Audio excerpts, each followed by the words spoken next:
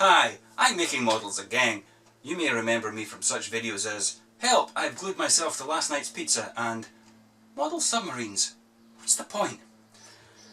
Actually, I was going to make this video, which would have been two videos, and they would have been in the video, the photo montage format like the last couple I've done. But as there's a little bit of backstory, and when I say little I do mean little, to each of them, I just thought I'd go back to this format for just a break and subject you all to my inane ramblings. This is just apple juice, by the way, nothing alcoholic. But on a lovely day like this it's very refreshing. It's also quite tart. Ooh. Anyway, as you'll see, there's a couple of different things on the bench, as it were. And first up is this little puppy, or maybe I shouldn't say puppy because it's a feline. Maybe this little kitten. The wife actually bought me this a couple of months ago, and the reason I built it was that I've probably mentioned this before, as I do tend to do, and then forget that I've said it and just constantly repeat myself, which I think I've actually done this before as well, haven't I? What was I saying? Yes, our model club, the East Nook Model Club. Go and visit our website, eastnookmodelclub.com. I do the website, by the way. I'll put the link below. And if you're from the continent, I do apologise for swearing, because apparently nook, over here it means the little nook corner, as it were, you know, like nook and cranny, the little East Nook of Fife, whereas on the continent it means something else that ends in K. So I've been told.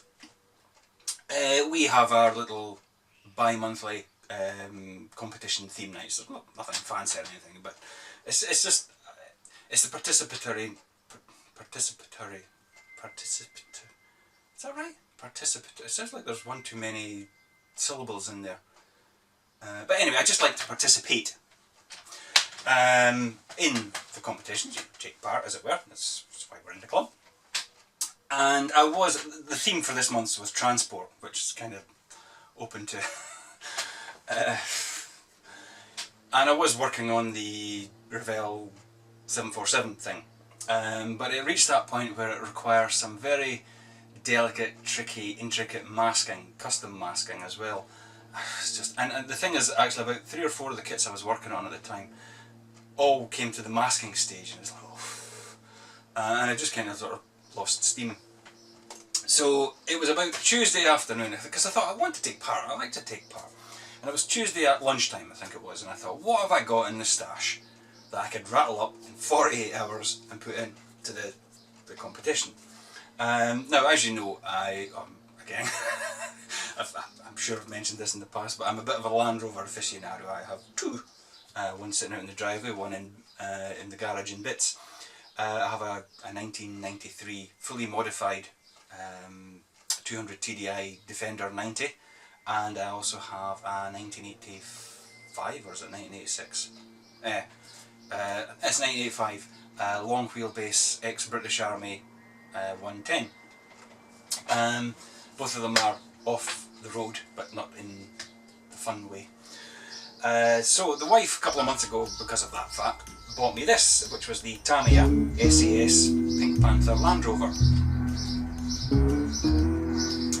And I thought, you know, being a vehicle, I could just build it very, very quickly, paint it, weather it. I'm sure I could do it I had 2 days to do it, and right enough, by lunchtime on the Thursday, it was looking pretty much like this, just 1 or 2 wee things to add on before going down to the club. I had to mix my own pink as well, because I don't think desert pink's commercially available, oddly enough. I'm sure it is, but even if it was, I wouldn't have had access to it. And there's plenty of recipes for it online anyway. But yeah, I mean, it being a Tamiya kit, even though it's an old Tamiya kit, this was the one major inaccuracy. It fitted together perfectly, which if you know or have a Land Rover, you will know that they do not fit together perfectly, even as the actual vehicles. I mean, that thing that's sitting on the drive, you can see the panel gaps from space, I'm telling you. It's certainly an all-weather experience when you're driving a Land Rover. So I rattled this up. There's no build photos because it was just done so quickly, but it was very enjoyable. My third vehicle this year, still to come to the other one.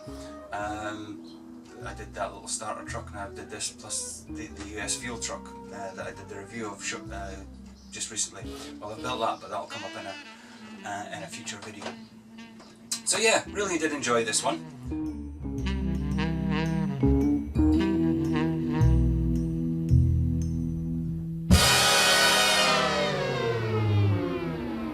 Isn't it odd, isn't it? You know, one of the world's toughest, most elite fighting forces driving around in a pink vehicle. I think the reason it came about, and please correct me if I'm wrong here, but this was imparted to me by one of our club members, that the pink came about, there was a mosquito bomber decaying away, returning to the ground from whence it came, and as you know, they're made of wood, hence they're called the Wooden Wonder. And I think maybe it was the primer was pink or something, and this thing was just, as I say, deteriorating away beside an airbase somewhere in Africa, you know, after the war or something, during the late 40s or early 50s, I don't know. And somebody noticed that the pink, because it was pink, that from a distance in the heat haze, this thing was virtually disappearing. This typhoon coming in, that had almost disappeared against the sand background. So I think that's where it came from. So that's why all our vehicles, including when we went into the first Gulf War, they were all painted in that weird pink colour, the Buccaneers and the Jaguars and the Tornadoes. These guys escaped such a fate, although I don't know if they were painted that colour when was there typhoons across there? I don't know. Anyway, so that's that thing. And the other thing, as you've probably already determined what it is, it's a fairly unmistakable shape, is so the wife bought me this as well. The Revell 1/72 scale Dambuster 3, Lancaster b.III Dambuster, as flown by Wing Commander Guy Gibson, or this particular one, AJG.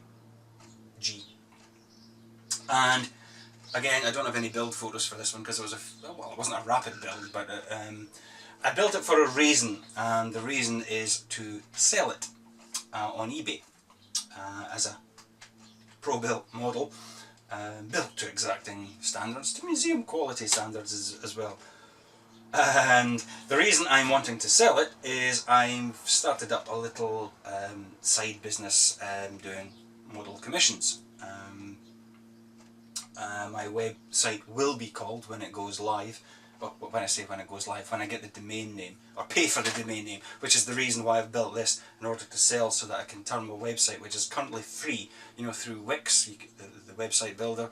Well, you can have a website there which is free, completely free, but it has a very long, convoluted web address. It's got like my name, then Wix, then the domain that I want. Whereas if I upgrade it to a monthly paid thing, I can get my own domain name, which in this case will be MakingModelsForYou.com. At the moment, as I say, it's got my name, and it's just really complicated. So the idea behind this was to build it and sell it so that I can generate the funds to make the website, blah blah blah. I'm not trying to sell it to you guys. I would be a bit like trying to sell bread to a baker. I'm just simply relating to you why I did this one. Again, built completely out of box with the exception of the gun barrels, which I used Quick Boost's gun barrels because they have the oval on the gun barrels, the oval perforations. I don't know if it's my age or senility or whatever it is, but these days I seem to start sentences knowing exactly what I'm going to say, knowing that I'm going to use a particular word, and then when I get to that word, it goes completely out of my mind, completely just whoosh, disappears, poof. So that's what I was looking for, oval perforations, and of course obviously proper muzzles. And I did use an Edward mask, because it's quite a complicated canopy, and plus you've got all these wee windows down the side, and you've got the turrets, which are fairly sort of complex, but the Edward mask made it so much easier.